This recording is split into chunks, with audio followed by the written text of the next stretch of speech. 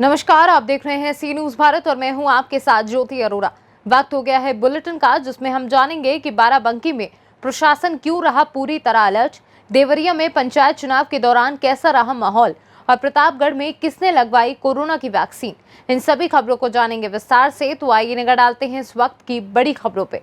भारत देश में जब भी विभिन्न समस्याएं उत्पन्न होती है तो विद्यार्थी परिषद प्रथम पंक्ति में कार्य करते हुए दिखाई दिया।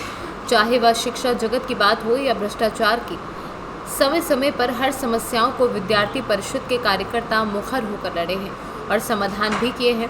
विद्यार्थी परिषद के प्रदेश के सह मंत्री सौरभ मिश्रा ने बताया कि जब देश में कोविड-19 का दौर शुरू हुआ पिछले वर्ष, तो पूरे देश में अभावीप के कार्यकर्ता सेवा कार्य किए, चाहे मास्क व सैनिटाइजर बांटने का कार्य हो या भोजन पहुंचाने का या फिर छात्रों व आगंतुकों को घर तक पहुंचाने का कार्य हो।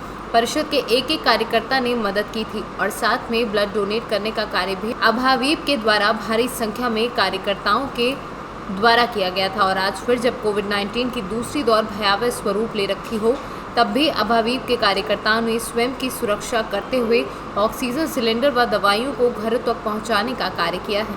आज अम्बेडकर नगर में इल्फातगंज में तहसील टांडा के कार्यकर्ताओं के द्वारा पूरे शहर को लगातार 2 घंटे सैनिटाइज करने का कार्य किया गया। अम्बेडकर नगर से सी न्यूज संवाददाता अजय कुमार उपाध्याय की रिपोर्ट। कोरोना से फेफड़ों को बचाने के लिए विशेषज्ञ भाप को फायदेमंद मान रहे हैं। उनका मानना है कि वायरस भाप लेने से निष्क्रिय हो जाता है। ऐसे में नरकटियागंज में जुगाड़ से कुकर गैस चूल्हा और पाइप के जरिए बने खास यंत्र से लोको पायलट गार्ड के साथ अन्य रेलकर्मी भाप ले रहे हैं, ताकि रेलकर्मी कोविड की चपेट में न आए। इस जुगाड़ तकनीक से बने स्टीम इनहेलेशन को लेकर में पूरे रेल में चर्चा है। कैसे बना है स्टीम इनहेलेशन? ये स्टीम इनहेलिंग मशीन जो है, एक गीजर वाला एक पाइप लिया गया है, टी ज्वाइंट है और एल्बो है। उसी से एक चूल्हा है, गैस सिलेंडर है और एक कुकर है। प्रेशर कुकर में पानी रख करके और अधिक सुविधा के लिए उसमें भाप की गोली, भाप अधिक लेने के लिए आपको गोली भाप की दे दी जाती है, या आपका विक्स उसमें थोड़ा सा डाल दीजिए, इससे अच्छा स्मेल निकलता है और लोको पायलट की श्वास नली जाम न हो, रेल परिचालन सुचारू रूप से चलता रहे, इसी के दृष्टिकोण से इसको रनिंग रूम में प्लान किया गया है। ये कोरोना को देखते हुए किया गया है। हाँ, कोरोना में जो है, कोरोना काल में जो है, डॉक्टर साहब कहते हैं कि श्वास नलिका जाम हो जाती है। श्वास नलिका जाम न हो, इसके लिए सुबह शाम दोपहर जब भी लोको पायलट आते हैं, गार्ड आते हैं, वो इनहेलिंग मशीन से अपना इनहेलिंग करते हैं। कैसे बनाए हैं इसको? इसको बनाने के लिए गीजर वाला एक पाइप चाहिए, टी ज्वाइंट चाहिए, प्रेशर कुकर चाहिए, चूल्हा चाहिए, एल्बो चाहिए और गैस सिलेंडर चाहिए। इतना से बड़ी आसानी से बन जाता है। ये कहाँ से प्रेरणा मिली आपको? ये हमारे सीनियर DEE परिचालन महोदय एक दिन विचार रखे कि क्यों न इस तरह का सिस्टम बनाया जाए कि एक साथ एक सेट क्रू का श्वास परीक्षण यानी इनहेलिंग मशीन से इनहेलिंग अपना कर सकें। बेतिया से सी न्यूज संवाददाता शेख फखरुद्दीन के साथ विनोद कुमार की रिपोर्ट। बाराबंकी में चिलचिलाती धूप में खुले आसमान के नीचे मतदान के लिए खड़ी महिलाएं, बुजुर्ग अपने अपने मताधिकार का प्रयोग करने के लिए मतदाता पूरे जोश के साथ मतदान करने के लिए कतारबद्ध रहे। वहीं चुनाव में शांति व्यवस्था बनाए रखने के लिए प्रशासन पूरी तरह अलर्ट रहा। बाराबंकी से सी न्यूज संवाददाता मोहम्मद गुफरान की रिपोर्ट। एक तरफ जहां पूरा देश कोरोना की महामारी से त्रस्त है और सरकार हर संभव मदद करने का आश्वासन दे रही है और मदद करने का कार्य कर रही है, ऐसे में पंचायत चुनाव के दिन मतदान करने आए मतदाता जितना जागरूक मतदान करने के लिए दिखाई दिए, उतना जागरूक कोरोना के प्रति नहीं दिखाई दिए। ये एक बहुत बड़ा प्रश्न खड़ा करता है। अगर ऐसे ही लोगों में डर या भय नहीं व्याप्त है तो कैसे कोरोना हारेगा, कैसे जीतेगा इंडिया? वीडियो में आप साफ देख सकते हैं कि कैसे लोग सोशल डिस्टेंसिंग की धज्जियां उड़ाते हुए नजर आ रहे हैं। प्रशासन के लोग समझाते हुए नजर आ रहे हैं कि मास्क पहने, चेहरे को ढके, अपने मुंह को ढके, लेकिन उसके बावजूद लोगों पर इन बातों का कोई असर नहीं है।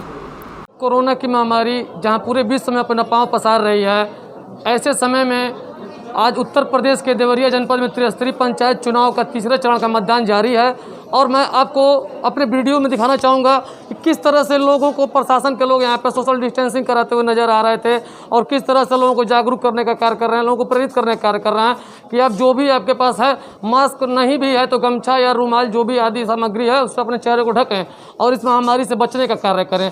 लेकिन लोगों के अंदर कहीं भी ऐसा भय आपको दिखाई देता हुआ नहीं नज़र आ रहा है। लोगों के अंदर मतदान करने की तो जागरूकता और मतदान करने के लिए लोग काफ़ी जागरूक नज़र आ रहे हैं। अगर इसी ऐसे ही लोग कोरोना के प्रति लड़ाई लड़ते नजर आएंगे तो हमारा इंडिया कोरोना से जीत सकता है। सी न्यूज़ भारत के लिए ज्ञानेंद्र नाथ मिश्रा, देवरिया। कोविड-19 का प्रकोप बढ़ने के बावजूद लोगों के भीतर दहशत तो है, लेकिन महामारी को लेकर जागरूकता नदारत है। इसका नज़ारा आप सड़कों पर, सार्वजनिक स्थानों पर बगैर मास्क के टहल रहे लोगों को देखकर आसानी से लगा सकते हैं।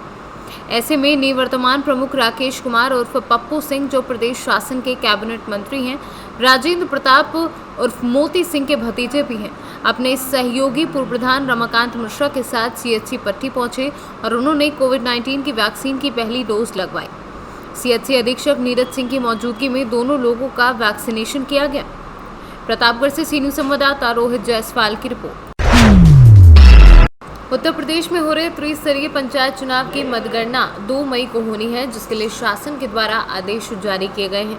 26 अप्रैल से विकासखंड मुख्यालय से अभिकर्ताओं के पास जारी किए जाएंगे। शासनादेश का पालन करते हुए आज हंडिया विकासखंड मुख्यालय पर अभिकर्ताओं का पास जारी किया गया। एनआईसी व पीजी कॉलेज हंडिया में मतगणना होगी। मतगणना के लिए हंडिया विकासखंड क्षेत्र सभी बूथों की मतगणना हंडिया कस्बा स्थित नेशनल इंटर कॉलेज हंडिया और पीजी कॉलेज हंडिया में की जाएगी। प्रयागराज से सी न्यूज़ संवाददाता रणविजय सिंह यादव की रिपोर्ट। बड़ी खबर बगाहा से है, जहां मॉब ब्लीचिंग में भीड़ का क्रूर चेहरा तो हमने कई दफा देखा व सुना होगा, लेकिन बगाहा के पटखौली थाना में मॉब ब्लीचिंग का एक अलग नज़ारा देखने को मिला, जहां मोबाइल चोरी के आरोप में एक युवक को ग्रामीणों ने पकड़कर न उसे सिर्फ अर्धनग्न कर दिया, बल्कि उसे चप्पलों की माला पहनाकर पूरे शहर में घंटों घुमाया। बगाहा का ये वीडियो तेजी से सोशल मीडिया पर वायरल हो रहा है। सी न्यूज़ भारत इस वायरल वीडियो की पुष्टि नहीं करता, लेकिन स्थानीय ग्रामीणों के मुताबिक उक्त आरोपी युवक पटखौली थाना अंतर्गत कैलाश नगर मोहल्ले का निवासी है और उसकी पहचान लल्लन कुशवाहा के रूप में हुई है। बताया जा रहा है कि मोहल्ले के लोगों ने उसे पटखौली थाने से लेकर अनुमंडल कार्यालय होते हुए बस स्टैंड और एसपी ऑफिस तक घुमाया। बिहार से सी न्यूज़ संवाददाता समीउल्लाह काशमी की रिपोर्ट।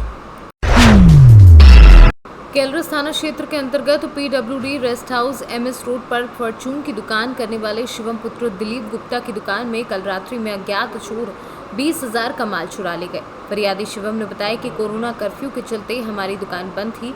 कल शाम को मैं अपनी दुकान के ताले वगैरह चेक करने गया था। आज सुबह 26 अप्रैल को सुबह दुकान की सफाई करने गया।